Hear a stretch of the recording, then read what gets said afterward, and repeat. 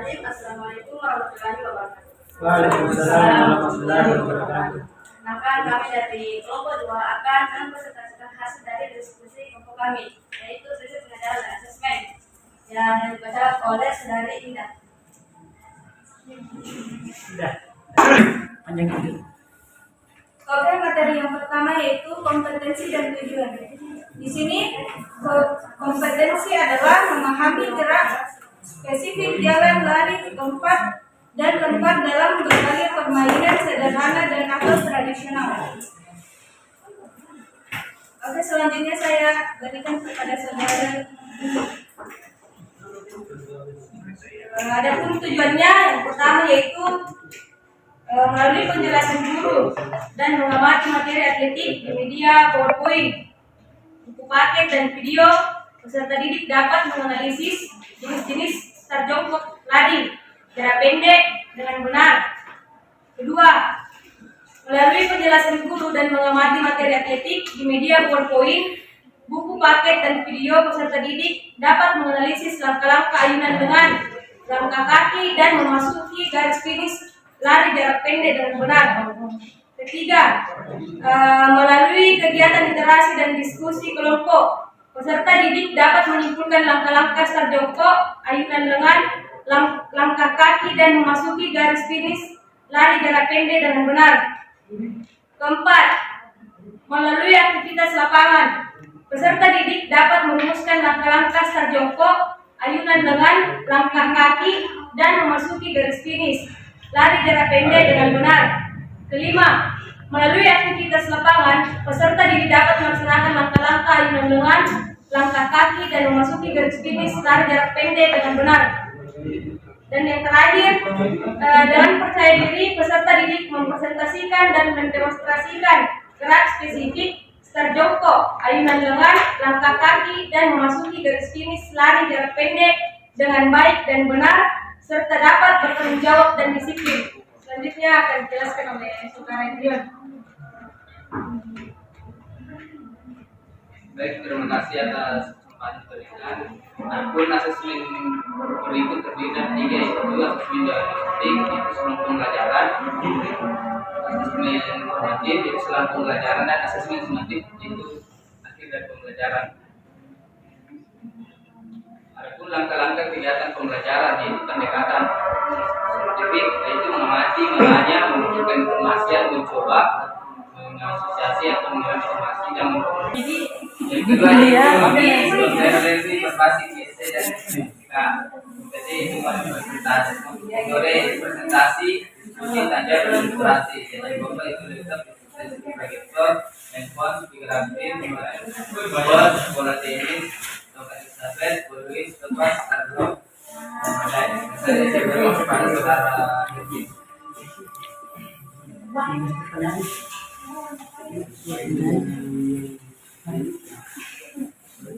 Adapun rencana pembelajaran pertama itu tujuan pembelajaran pada kompetensi dasar.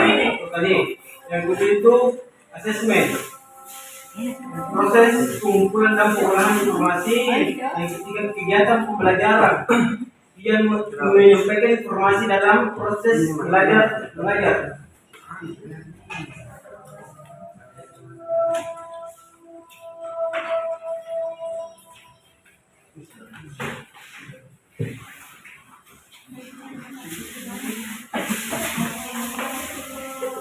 Sekarang dari hasil pelajaran yang pertama dari hasil pelajaran terhadap media cara pembelajaran yang diberikan, kami sepakat dengan tidak memberikan perbaikan terhadap rancangan tersebut karena menurut kami rancangan tersebut telah memenuhi prinsip UPD dan sebagai saran mungkin dapat dilakukan SPI pendasar sebelum atau sesudah sesi pembelajaran untuk menaikkan semangat dan meminta suasana kembali apabila peserta didik melaksanakan bersemangat. Baik, kita dapat menambahkan yang mereka.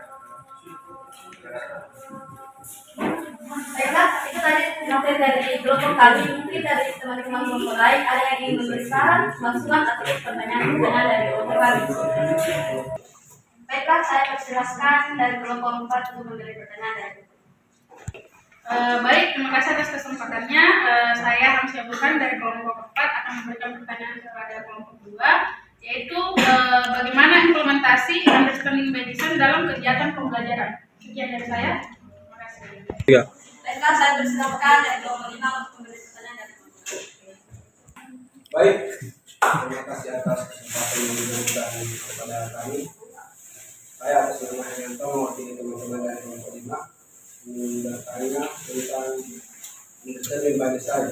Kami di sini membahas 3 poin, menentukan tujuan, asesmen sama apa yang satu tadi, menentukan pembelajaran. Saya ingin menanyakan tadi seperti ini. Menentukan tujuan dan asesmen itu, ini kan tidak bisa terlepas dua ini. Harus memang berdampingan. Kira-kira kalau misalnya ada salah satu dari ini tidak ada, kira-kira bagaimana pendapatnya? Ketika asesmen sama menentukan tujuan itu ada salah satunya, apakah mengalami kepincangan atau seperti bagaimana? Terima kasih. 3. Baiklah, kami akan menjawab pertanyaan dari kelompok 4. Saya persilakan Saudara Intan untuk menjawab pertanyaan tersebut. Baik, terima kasih. Izinkan saya ikut menjawab. Pertanyaannya yaitu bagaimana mengimplementasikan UBD dalam pembelajaran. Nah, ada beberapa cara atau langkah-langkah yang digunakan dalam mengimplementasikan UBD dalam pembelajaran. Yaitu pertama, kita harus mengidentifikasi tujuan pembelajaran. Kemudian yang kedua, kita harus menetapkan standar. Di sini standar atau kompetensi apa yang harus kita capai untuk siswa. Kemudian kita harus mengidentifikasi pemahaman yang diinginkan. Kemudian pengembangan pengalaman pembelajaran. Berikutnya itu penilaian autentik. Rencanakan penilaian yang mencerminkan pemahaman konsep secara menyeluruh. Penilaian harus bersifat autentik dan relevan dengan dunia nyata. Kemudian rancangan kegiatan pembelajaran. Berikutnya penyusunan materi pembelajaran. Kemudian penilaian formatif dan penilaian formatif. Kemudian fleksibilitas. Setelah itu refleksi dan evaluasi. Dan semua itu adalah langkah-langkah yang berpusat kepada siswa. Sekian dari saya kembalikan ke Pertanyaan dari kelompok 4 antara jelas atau kurang tepat atau bagaimana dengan jawaban dari teman saya. Baik, menurut saya jawaban dari kelompok 2 sudah cukup jelas dan sudah saya mengerti. Terima kasih. Baiklah, kami akan menjawab pertanyaan dari kelas kelompok 4. Saya silakan Saudara Galang untuk menjawab pertanyaan tersebut. Baik, terima kasih atas kesempatan. Dan pertanyaannya yaitu apakah ada kaitan antara tujuan dan asesmen dari pembelajaran? Ya, seperti kita ketahui tujuan pembelajaran adalah itu untuk mencapai tercapainya apa itu pembelajaran. Jadi untuk mencapai tercapainya pembelajaran di dalamnya ada asesmen atau penilaian. Di dalam UBD ada 3 aspek dalam asesmen. Yaitu yang pertama asesmen diagnostik, yaitu yang dilakukan sebelum pembelajaran, kemudian asesmen formatif, yaitu yang dilakukan selama pembelajaran, dan kemudian ada asesmen sumatif.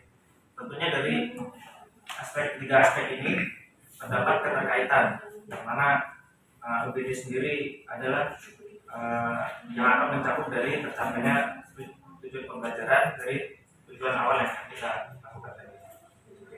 Oke, saya kembalikan ke moderator. Selanjutnya ditambahkan oleh Saudara.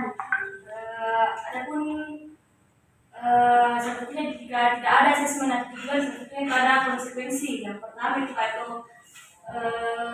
kekurangannya yaitu yang pertama ketidakjelasan pencapaian. Yang pertama itu tidak ada tujuan dapat menyebabkan ketidakjelasan mengenai apa yang harus dicapai oleh siswa setelah menyelesaikan pelajaran atau kursus. Yang kedua, kurangnya pengukuran kemajuan. tanpa asesmen sulit untuk mengukur kemajuan siswa dan memberikan umpan balik yang konstruktif. Ketiga, kesulitan dalam perencanaan. Guru mungkin mengalami kesulitan merencanakan pembelajaran jika tidak ada tujuan yang jelas untuk dikejar. Yang terakhir, yang dapat mengevaluasi efektivitas pengajaran tanpa asesmen sulit untuk mengevaluasi sejauh mana pengajaran berhasil dan apakah siswa mencapai pemahaman yang diinginkan. Kira begitu dari saya. Baik, bagaimana dengan kelompok 4? Baik, terima kasih atas jawaban yang diberikan oleh kelompok 2. Bahwasanya ketika ada salah satu yang tidak ada, itu memberatkan guru atau menghalangi penilaian untuk siswa tadi. Baik, terima kasih atas jawabannya, mungkin cukup. Terima kasih. Ya, sama-sama. Baik, terima kasih. Itulah tadi diskusi kelompok 2 dan kelompok kami. Terminal kerannya mau dimaafkan. Wabillahi taufiq wal hidayah. Wassalamualaikum warahmatullahi wabarakatuh. Waalaikumsalam.